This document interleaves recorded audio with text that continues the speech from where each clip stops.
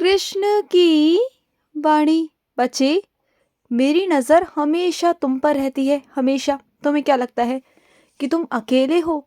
तुम सिर्फ अकेले सब चीज़ें करते हो? नहीं, मेरी नज़र हमेशा तुम पर रहती है, हमेशा। तुम्हारे घर के एक कोने में बैठ कर ना, मैं तुम्हारे पूरे घर पर नज़र रखता हूँ, पूरे घर पर, तुम पर भी, कि तुम्हारे घर में क्या चलता है, क्या नहीं चलता, सब जानता हूँ मैं, सब पता है मुझे। जो तुम पूरी बातें मुझे आकर बताते हो ना, वो मुझे पहले से ही पता होती हैं। लेकिन जब तुम मुझसे बातें करते हो, तुम मुझसे कहते हो ना, अपने दिल की बातें रखते हो, तो मुझे अच्छा लगता है। और सुनो, एक बात कहूँ, तुमने बहुत दिन पहले मेरे सामने एक इच्छा प्रकट की थी अपनी। अब वो समय आ चुका है कि मैं उसे पूरा करूँ। जल्द से जल्द तुम्हारी वो इच्छा मैं पूरी करने वाला हूँ मेरे बच्चे। क्योंकि वो समय आ चुका है मेरे बच्चे कि वो इच्छा तुम्हारी पूरी की जाए। और सुनो, जहाँ पर आज तुम गए थे, बहुत दिनों बाद उस जगह पे गए थे, है ना?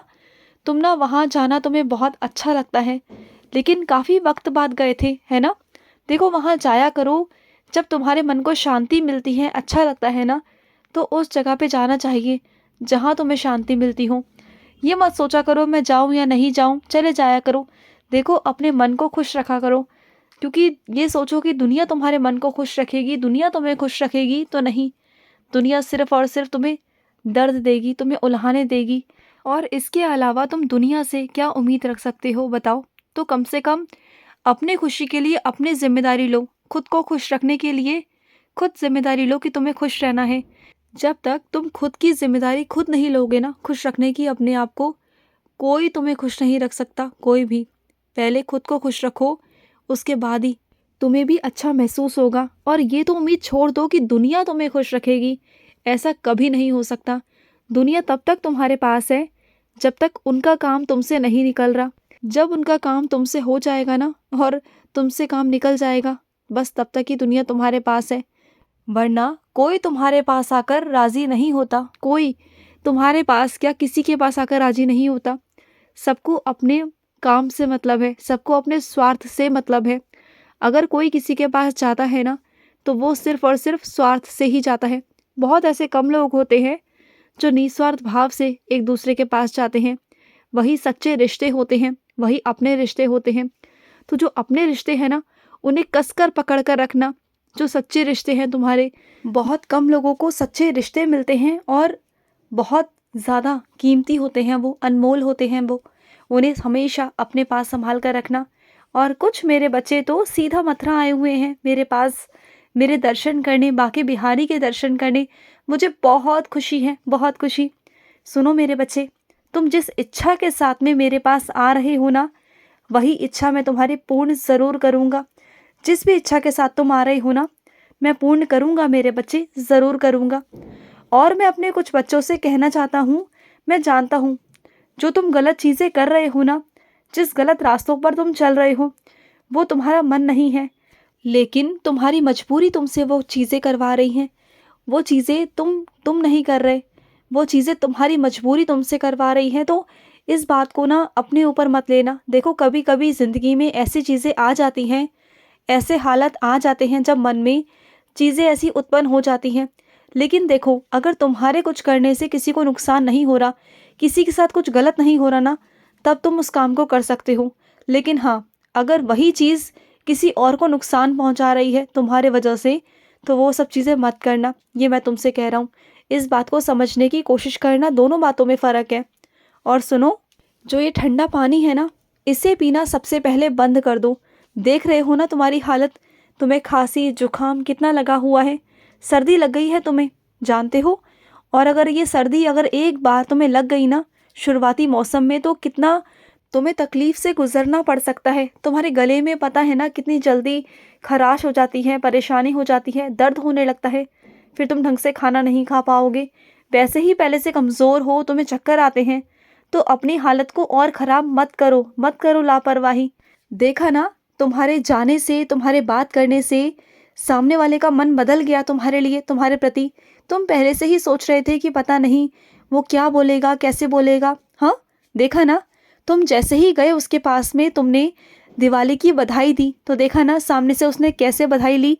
और तुम्हें भी बधाई दी लौट कर, है ना, और तुम्हें तोहफ़ा भी दिया उसने। तो देख लिया ना कैसे मन बदलता हूँ मैं सामने वाले का।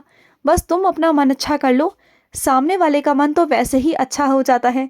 बस जो हमारे अंदर सकारात्मक या नकारात्मक ऊर्जा होती है ना, वो सामने वाले को प्रभावित करती है मेरे बच्चे। अगर तुम मन में मैल रखोगे ना, तो सामने वाले के मन में अपने आप मैल आ जाएगी।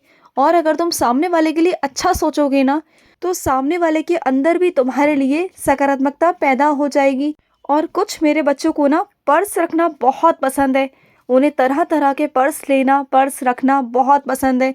वो अलग अलग तरह के पर्स इस्तेमाल करते हैं। तो सुनो, तुम्हें इस्तेमाल करने का बहुत शौक है ना, तो संभालने का भी करो। तुम हर जगह उसमें पैसे रख देते हो, कभी इस पर्स में तो कभी उस पर्स में, फिर वो पर्स इधर से उधर पड़े रहते हैं। और अगर उसमें से तुम्हारे पैसे कुछ चोरी हो जाए, तुम्हें तो यही पता नहीं होता कि तुमने कौन से पर्स में कितने पैसे रखे हैं। उसे ध्यान से रखो। देखो, एक ही पर्स चुनो जिसमें तुम आराम से पैसों को रख सको एक जगह पर। 1000 पर्सों में मत रखा करो, जगह जगह मत रखा करो। सिर्फ एक जगह चुन लो जहाँ पर तुम पैसों को रख सको संभाल कर। समझ गए ना? और सुनो मेरी बात, तुमने क्या छोड़ा है और क्या तुम्हें मिला है, इस बात पर गौर मत करो। तुम्हारी खुशियाँ तुम्हारे बहुत निकट हैं, तुम्हें मिलने वाली है वो। चिंता मत करना। जो भी तुमने चुना है ना, जो भी तुमने अपनी मर्जी से चुना है, वो बहुत ठीक है, बहुत अच्छा है, बेहतरीन है तुम्हारे लिए, बहुत अच्छा है। और वो तुमने नहीं चुना, मैंने चुनवाया है तुमसे, मैंने चुनाव करवाया है तुमसे। तो मन में शंका मत रखना। और हाँ, क्या हुआ अगर पूरा दिन तुम मेरी आराधना नहीं कर पाए, मेरे आगे दीपक नहीं जला पाए, मेरे लिए भागवत गीता नहीं पढ़ पाए, तो क्या हुआ? कुछ नहीं हुआ मेरे बच्चे। मुझे इस बात से फ़र्क नहीं पड़ता कि तुम मेरे आगे बैठे नहीं, लेकिन तुमने जो मेहनत करी, जिस अतिथि का तुमने स्वागत किया, सत्कार किया, उनके लिए सब कुछ किया, पूरा दिन इतनी मेहनत की, सबके लिए अच्छा सोचा, सकारात्मकता रखी, आए गए की तुमने मेहमान नवाजी करी, तुमने इतना अच्छा किया सबके साथ। तो बस यही तो मेरी सेवा है और इसी से मैं बहुत प्रसन्न हूँ तुम्हारे, बहुत प्रसन्न, क्योंकि हर एक इंसान में मैं ही वास करता हूँ। तुमने उनकी सेवा की ना, तो समझ जाओ तुमने अपने कृष्ण की सेवा की। बस बात खत्म। देखो, कभी परिस्थिति कैसी होती है तो कभी कैसी होती है। तुम मेरे बच्चे हो और मेरे आगे तुम्हें कोई दिखावा करने की ज़रूरत नहीं। तुम जैसे हो वैसे मेरे आगे रहो बस। अगर नहीं कर पाए तो कोई बात नहीं, तुम दूसरों की सेवा कर रहे हो ना, तो उन्हीं के अंदर मैं हूँ। समझ गए ना? और सुनो, जब तुम्हारा कभी मन करे ना कि तुम्हें अपने कृष्ण को गले लगाना है या मेरे हाथ पकड़ने हैं, तो एक बार अपने कृष्ण को आवाज़ लगाना, आंखें बंद कर कर मुझे आवाज़ लगाना, मैं आ जाऊँगा तुम्हारे पास। जितना गले लगाना है ना, लगा लेना मुझे। मेरे हाथ स्पर्श करने हैं ना तुम्हें, तो कर लेना स्पर्श। मेरे चरण स्पर्श करने हैं तो वो भी कर लेना। तुम्हारा जो दिल करे ना, तुम वो करना, जो मन करे। और सुनो, अपने हाथों से ना गाय को पालक खिलाया करो, हरा चारा खिलाया करो।